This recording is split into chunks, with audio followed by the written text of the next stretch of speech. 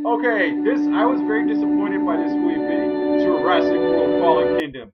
Jurassic World: Fallen Kingdom is the guy who brought us the last movie, Jurassic World, and I really actually liked that movie, especially the final scene and how they had a mosasaur on the movie.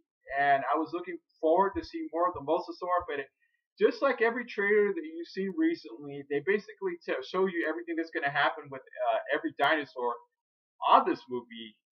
So, okay, this movie takes place 3 years after the Jurassic Park is closed, and Chris Pratt and Bryce Dallas Howard come back to rescue the dinosaurs because the volcano is erupting and they is about to erupt, and they have to rescue it. It's kind of like a salvage mission to save the species, but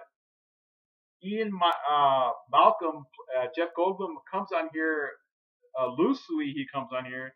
Basically, he's just kind of quoting what he said in other the earlier Jurassic Park movies. I don't know if you could really, as far as the canon of Jurassic Park or Jurassic or whatever the hell they're calling it these days, that do you include this film in the earlier Jurassic Park, including one, two, and three? Yes, you do, because it does mention them. It does take place years after the last Jurassic Park 3 movie. I don't. It doesn't mention it, but it is definitely associated with it. So basically, it's just a salvage mission, and of course, there is a ridiculous plot where they have to there is greedy people where the dinosaurs ends up and somehow end up in a mansion, and they're being auctioned off by people just um, I think that's probably one of the worst scenes of this movie. Basically, Jurassic World: Fallen Kingdom really disappointed me. I was expecting something more because basically, if you listen to the title, Jurassic World: Fallen Kingdom, it means that there is an exodus taking place where the dinosaurs have to leave the island. They have to somehow save the species.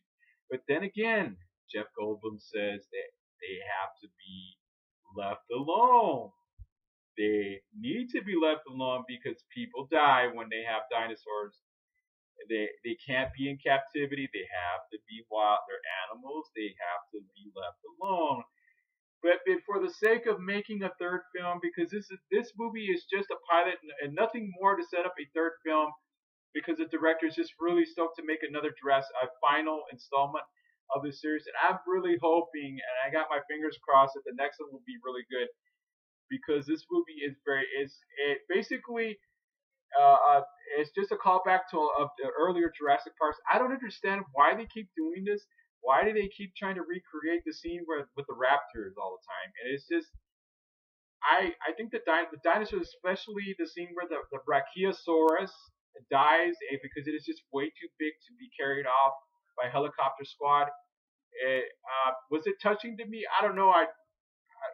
But I guess it was supposed to be touching, and it ends up dying, and it suffocates under the mist of the volcano, of the cloud forming around the island, and it just kind of does that's the same handstand with in the earlier Jurassic Park films, including when the T Rex does that pose. It's like kind of like a strike a pose. There's nothing to it. Oh.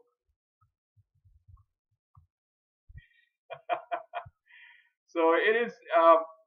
This movie is it's actually forgettable, and I was hoping to see more of the Bulbasaur. And there's just it's at the very end where they're doing the monologue where you see the Mosasaur and he's coming toward you. I've already seen that in the commercial where he's about to eat a bunch of surfers because basically the dinosaurs are let loose by the young girl who's actually a clone of the doctor who dies in this way. I just want to talk about that guy in particular. He's probably one of my favorite underrated actors from the entire Jurassic World films. James Cromwell. He's this guy who also did Star Trek First Contact and The Longest Yard. This guy's probably one of the most underrated actors, and I just really wish they would have did more screen time with him on it because basically Bryce Dallas Howard and Chris Pratt are they're the kind of like the nucleus of this film, and there's supposed to be a romance going on, so sort of. It's kind of insinuated, but then again, it's not. It just doesn't make any sense at all. Really, the bright spot is just Chris Pratt's charisma on here, man, because he's really the bright spot in this film. Because he's usually, as usual, he's very a likable actor. He's just kind of like a punch in and punch out kind of thing going on here. And but Jeff Goldblum, of course, he does a really good job. If he doesn't really show up on this film to really get into his performance, really, because he's just kind of telling people that the dinosaurs. Oh yeah, in the beginning, yeah, the laughing, the wow, and then later the screaming.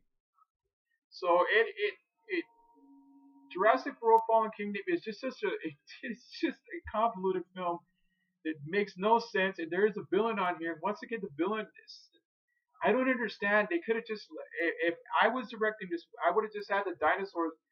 I know they did that in Jurassic World: Lost World where they went to civilization, but I would have had them go to a populated city like New York or Chicago or something, Illinois or something like that, Manhattan, and let them run rapid. I think that would have been a much better film. Where because basically this movie is just setting up that the dinosaurs are gonna be released by the girl for some reason. It's not really explained why, because Bryce Dallas Howard's character is about to press the button, but she decides not to, and it's just the believability goes out the window because how are you going to get a bunch of huge creatures inside of a mansion and keep them there and somehow just buy that whole scenario? It's just not believable. And so the little girl lets him on, and there's really no explanation or motivation why she does. It just said they just need to be left alone. So you kind of see all the dinosaurs. They go to different parts of the country, and there we have our final installment in the trilogy, I guess. So basically, Jurassic World: Fallen Kingdom is a fallen opportunity for at most. It just really fails. I basically it's just a callback film, and there is some excitement in this film, but a lot of the stuff that happens, a lot of the action that happens, you've already seen it before. And the villain, like I said, the guy, it's just a lawyer, I guess, or something like that. He's just a forgettable guy that it's not like we have a diehard villain in here or something like that. But at least try to make this movie did not need a villain. I think the dinosaurs themselves, because they're animals and you could kill people if they were alive, because they're alpha predators. They feed on. They need. They eat. The necessities is to eat. That's their motivation. Like especially the Allosaurus on this film, the T Rex on this film, the Mosasaur on this film, and it that would have been just good enough for me. And this movie did not need a villain. It's just really stupid. That was just I don't understand why they do that. I understand what people would do with dinosaurs. Probably there would probably be a lot of try to sell them the black market or something. But really, Jurassic World: The Fallen Kingdom is once again a fallen opportunity. I'm gonna give it a C minus because it is actually there is some payoff, but the stuff you have already seen already. So Jurassic World is a squandered opportunity. And okay, if you like this video, give me some feedback. What is your favorite Jurassic Park movie? Is it? My favorite is probably the first one, of course, but also I really enjoyed The Lost World as well as the last one, Jurassic World. So, what is your favorite Jurassic Park movie? Whatever it is, let me know in the comments below. Please comment on this video. Let me know what I could do to improve my channel. If you guys want something in particular, you want me to review a movie or something like that. Hit that notification bell because I'm still doing my Godzilla movie reviews. I'm gonna be doing Godzilla's Revenge pretty soon. That's gonna be pretty soon. It's gonna be when I coming up pretty soon. So be looking out for that. And I'm trying to reach my 2,000 subscribers. Let people know about this blog because let them know that I am off the wall. I do skits on here. I do acting on here. I do comprehensive movie reviews. I'm doing the Marvel Cinematic Universe. I'm doing the DCEU also news, even if I don't know if it even exists at all.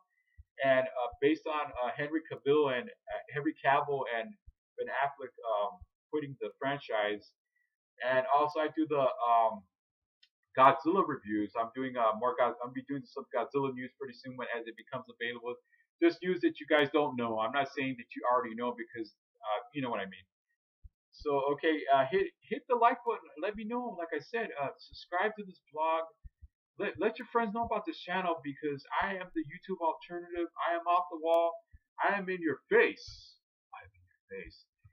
And I will see you guys real soon. All right, you guys. Thanks once again.